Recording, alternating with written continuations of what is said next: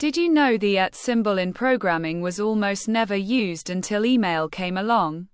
Back in 1971, Ray Tomlinson, the creator of email, chose the @ symbol to separate usernames from computer names. Why? Because it wasn't commonly used in names or commands, making it the perfect fit. Since then, it's become a global icon in tech, appearing in nearly every email,